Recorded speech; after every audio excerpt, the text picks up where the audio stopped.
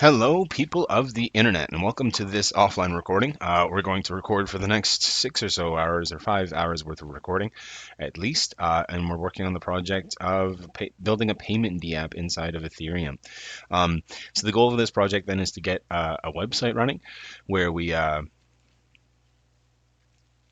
able to install a plugin or create our own code for a button that interacts with MetaMask, where we can then send tokens or send Ether. In our case, it's going to be rinkeby Ether to a smart contract, like a crowd sale contract, that then delivers us our custom token to our other Ether address or any payment Ether address using the interface on the website. So to get things started, we're going to talk about this first session where we're going over what is an ETH contract, what are Mu, Metamask, and other blockchain interfaces. So as you all probably know, Ether has the ability to create smart contracts where you're able to basically code anything into the blockchain, where it remains for the remainder of eternity doing whatever you coded it to do. It's not able to be changed on Ether, which means it's immutable and it's just set in the way that it does things. There are ways to make smart contracts talk to outside sources if you want. It's called oracleizing, and there's services out there that'll let you oracleize if you pay fees into the services, like oracleize.it, I think, is one. Either way, MetaMask is a plugin for different browsers that allows you to use. Well, let's take a look at it inside our virtual machine. That allows you to use or interface rather with the Ethereum blockchain. It doesn't let you publish smart contracts, so to do that, you need to use Truffle, which is a framework that we're using for most of our videos, which we'll use for this video. Um, and you can deploy that using Truffle on the command line. You can also deploy a contract if you know the ABI or JSON interface using my Ether wallet. So here's MetaMask. It's just an interface to the blockchain. You can have rinkeby test Ether, as I do in my case. On the mainnet, I don't have any Ether on this address.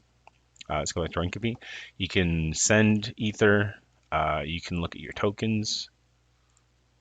If you have any tokens, we have some tokens from a previous live stream. You can add a token. You can check your previous transactions. And the thing about MetaMask is that it integrates fully with websites that take advantage of the ability to talk to MetaMask, and you can do stuff like we're going to look into this in this video, or these series of videos. So, what is Mu? Here's Mu, myetherwallet.com. Be careful of fakes and phishing attempts that use names. Anyhow, you can do a whole bunch of different stuff here. It looks like we're actually already looking at a smart contract that we already developed. When you go to the contracts tab of My Ether Wallet, you can actually deploy a contract using this button if you wanted to, if you have the ABI or JSON interface, which you can get from Truffle or from Solidity if you wanted to deploy it for whatever reason on Mu. So here's my ABI or JSON interface for this contract here. So when we hit the access button, we can see all of the functions of that contract. It looks like we're currently looking at a multi-sig contract that we did on our previous video. So let's take a look at some of the stuff we can look at through the functions here. For instance, we could look at the list of owners. And apparently there's only one owner for this contract, which means it's a 1 out of 1 multi-sig.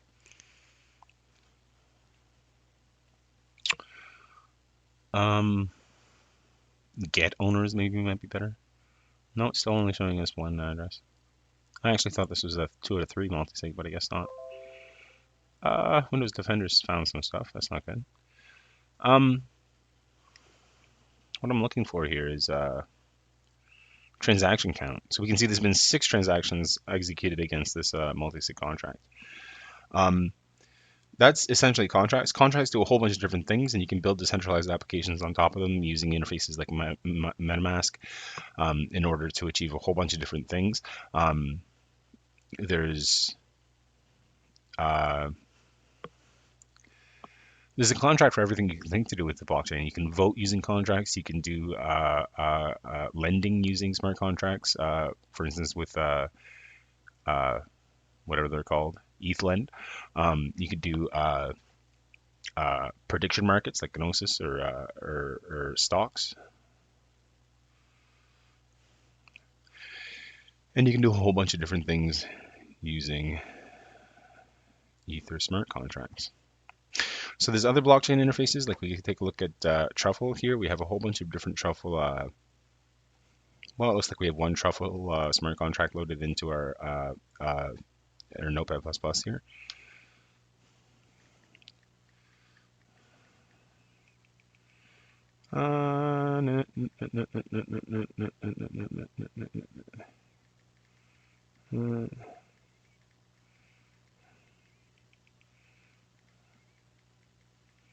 Sorry about this. So let's take a look at the contracts that are in here. We have a whole bunch of them, including a factory, which generates other contracts. The migrations contract, which allows us to run the truffle migration on this multistage contract. Here's the interesting one, which is the Multistage Wallet, which actually includes all of the functions for the contract we were just looking at that we already deployed to the rinkeby network, including all of these events. Structures, which are just combinations of different variables. Modifiers, functions. This is the constructor function, meaning it's called when the contract is created. Actually, this one looks like it's just a function of whenever somebody sends ether in here, it deposits that ether from that sender with the value of the ether as long as it's greater than 0. This one here is the constructor function, which is ran when the thing is created.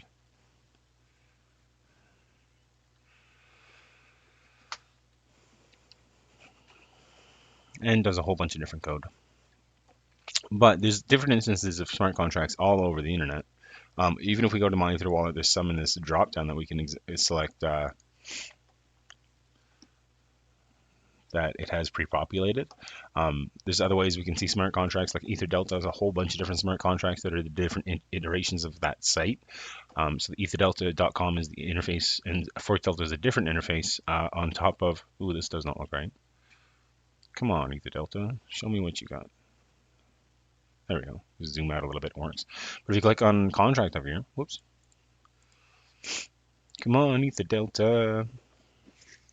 Come on, Ether Delta. If you click on contract up here, you can see how you're connected. Right now we're connected via localhost on whatever we're running here, which is geth on rinkeby.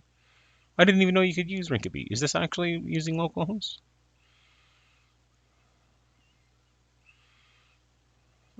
Yeah, it's using rinkeby ether here. So we could actually do a transaction on Ether Delta using rinkeby tokens. I had no idea you could do that. That's the first time I learned how you could do that. So what I just learned is if you're running geth on localhost, Ether Delta is smart enough to figure that out and connect to your localhost RPC and let you do stuff with rinkeby tokens. You are connected to the Ethereum testnet. Please connect to the Ethereum mainnet. Maybe it doesn't work the way we expect it to. So I have 14 rinkeby ether. If I try to deposit rinkeby ether, it'll open up Metamask. This is basically a payment decentralized application already done for us, but we're going to create our own during the course of this video. I'm going to deposit some money to the Ether Delta smart contract. It's going to give us a transaction that we can look at, but it's going to Etherscan rather than rinkeby Etherscan. So I wonder if I just type in rinkeby here. It says the transaction is confirmed. Yeah, it looks like it's here on the rinkeby testnet.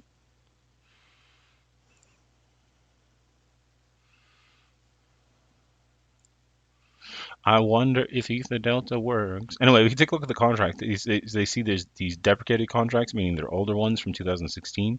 You can see this current one. I wonder how we find the Ether contract on Etherscan or Mu, because this doesn't actually tell me the full 0x smart contract over Etherscan contract. So here we can see an interface of the blockchain, which is Etherscan. And we can see that on this address is the Etherscan smart contract, or sorry, rather the Ether Delta smart contract. We can see that it has $6 million worth of Ether here and a whole bunch of transactions, 10 million transactions. And you can actually read the code of the smart contract, which they've gone ahead and uploaded for you in case you wanted to make your own copy of Ether Delta. You could actually interact with the contract. by using read contract and write contract. So if you were to build your own interface for EtherDelta that does different EtherDelta functions, like if you wanted to build an arbitrage bot like I have on my GitHub that you can see, if you were to look, you could actually interface with the contract using all this different stuff. We could actually see that the fee account is this. I wonder how much they've made in fees. Currently has 0.25 Ether. It's had 305 transactions. Somebody commented on it. It's got more than 200 tokens.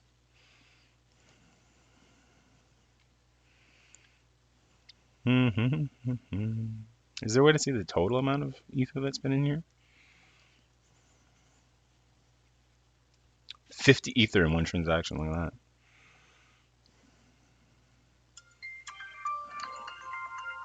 I have an alarm going off. But let's go back to the smart contract. So this is obviously one of the most valuable smart contracts that are out there. It's got a whole bunch of Ether on it, a whole bunch of tokens.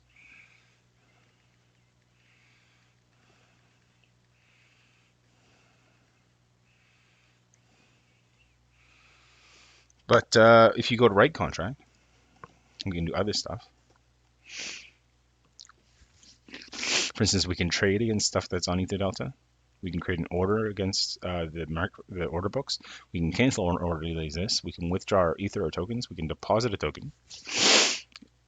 We can change the fee make. And I'm pretty sure you'd have to be the contract creator to do that, to do the change fee rebate, change fee account, change fee take, change admin. Withdraw tokens, another one we can use as users. Deposits, another one we can use. Change accounts, levels address, I don't even know what that does. But here we're listing all the functions that you have on the smart contract that exist that we can use Metamask to manipulate.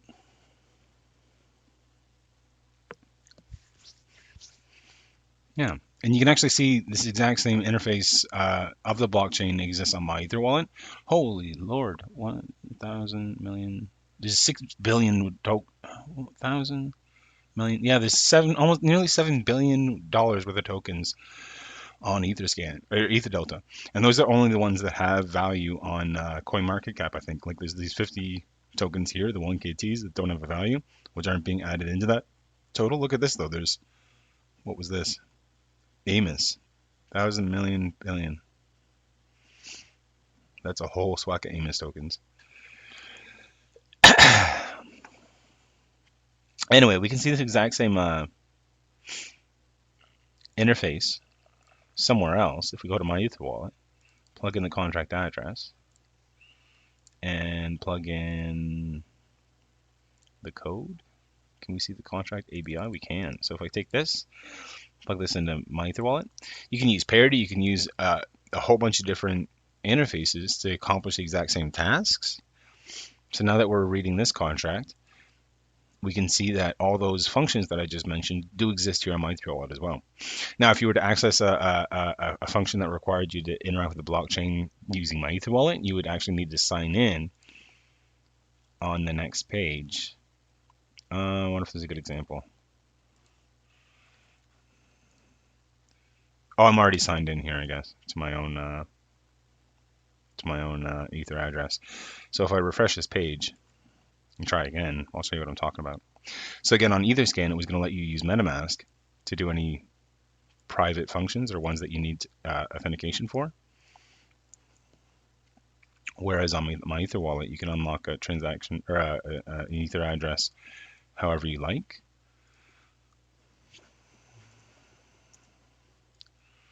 So let's try that again. What I want to do is withdraw. And then it says, how do you allow to access your wallet? You can actually use Ledger. You could use it. Any way that you can interact with my Ether wallet, you could go ahead and unlock a wallet to go ahead and write information to the smart contract. So that's just one example of a smart contract. There's many, many out there. I wonder if we can think of another one.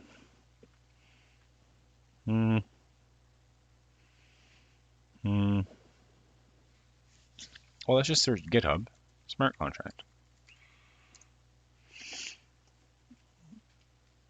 Awesome smart contracts. Kyber network is on here on GitHub. Most smart contracts are going to be in the public domain as open source because that's the true the true the true uh, benefit of crypto, and that's one of the what's in keeping with the true spirit of crypto. Most things are going to be open source. So Bitcoin is a smart contract. We're looking actually at Ether ones though. I wonder if it tells us the contract language. Yeah, Solidity is one. So there's Eternity. I'm not sure what they do. Solidity. Ethereum is on Solidity. Ethereum Classic is on Solidity. I want to find an example. Qtum's on Solidity. You can actually click on these links here, and it's going to bring you to the GitHub probably, or to the site. What is Qtum?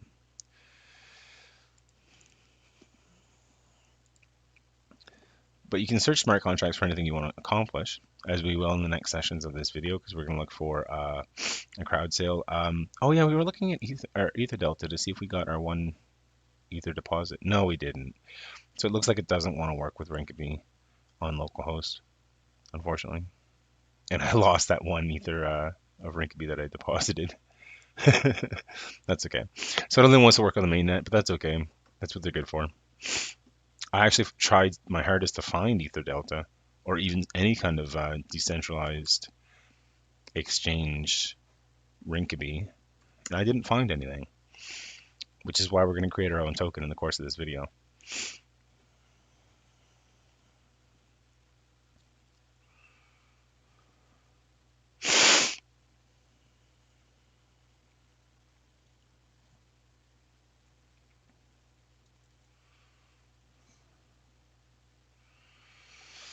Anyhow, I think that should bring us up to date. We're up to 17 minutes now on our original video and our first session here of understanding ETH contracts and what ETH is, different interfaces to ETH, like like my Ether wallet or Metamask or Etherscan, and basically just an overview of some of the more popular and more valuable smart contracts out there. So we're going to break now for just a few minutes. Obviously, this is not a live stream, so it doesn't really matter that much, but I will tell you anyway that we'll be back here for the next session, which is going to be looking at the synced ETH blockchain, which is going to be rinkeby in our case, and also how to, well, we're going to edit that out of our plan here because we already went over Metamask.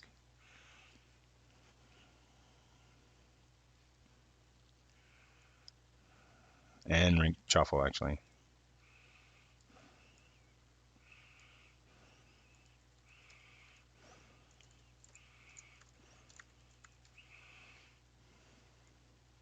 So we can't really talk about a synced ETH blockchain for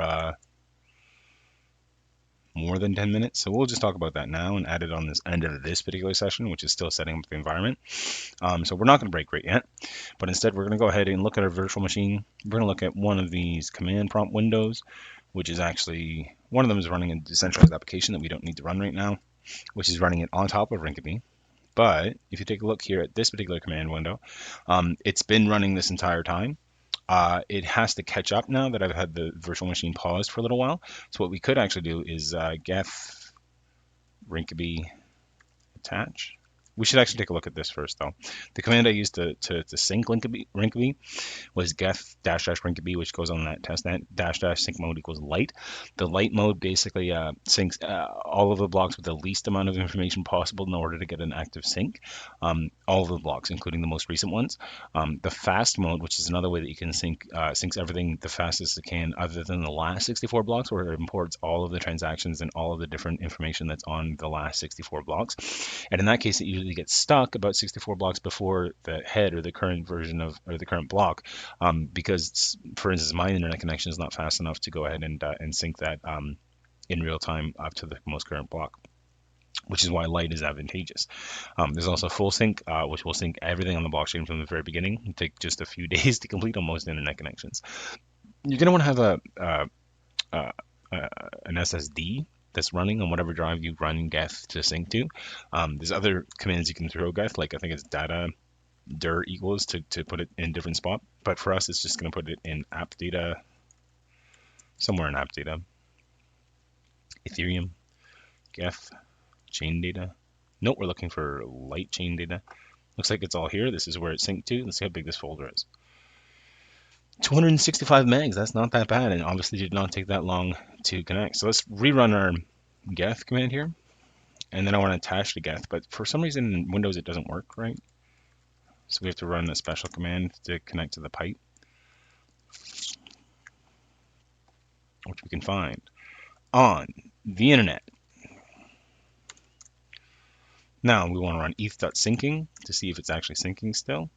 It's actually not even started to sync yet, so it'll say false regardless. So we just have to wait here a second for it to repeat what it was doing above, which is this imported new block headers statement. If it does, if it doesn't, I might need to change my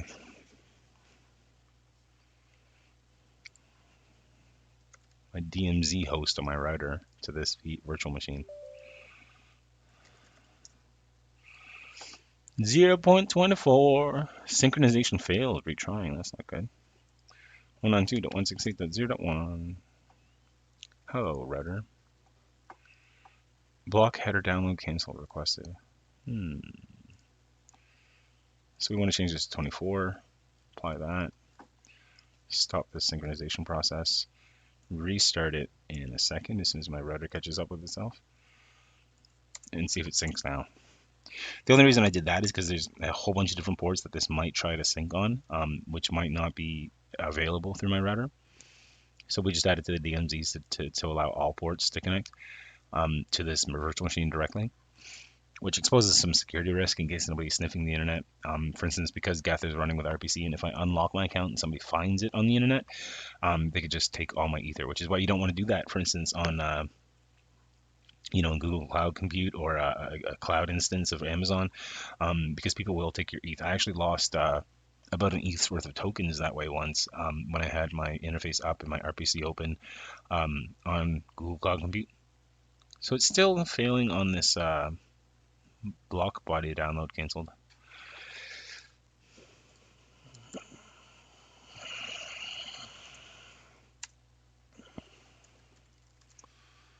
So it's not synced.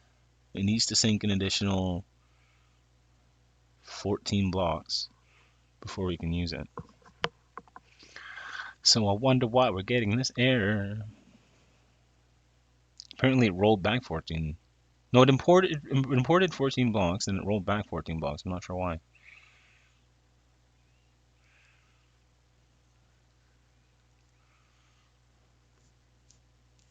That's really unfortunate.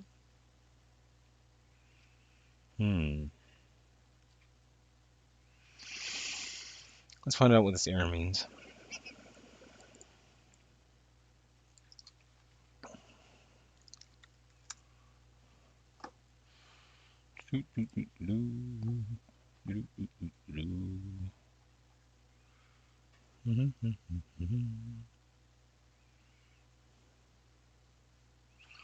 So apparently we can do geth upgrade db, which might, oh look at that, it imported 5 headers successfully, or blocks successfully, I think. So if we do eth.syncing, we should be 5 closer, or even, yeah, we're all synced. Okay, so it works fine now. It just needed to catch up with itself for some reason, rolling back blocks and then restarting itself. And here we see ETH is now syncing. It's fully synced on the rinkeby blockchain, which is good. And it's importing each new block as they come in, or as they're minted or mined on the blockchain. You can see count equals 1 here for these two most recent blocks. And we can even check by looking at rinkeby.etherscan.com or .io rather. It should tell us the most recent block right here, 3125887, which is this one here, 3125887. So we're definitely up to date with the most recent block, which concludes this video. Now let's take a look at our outline here.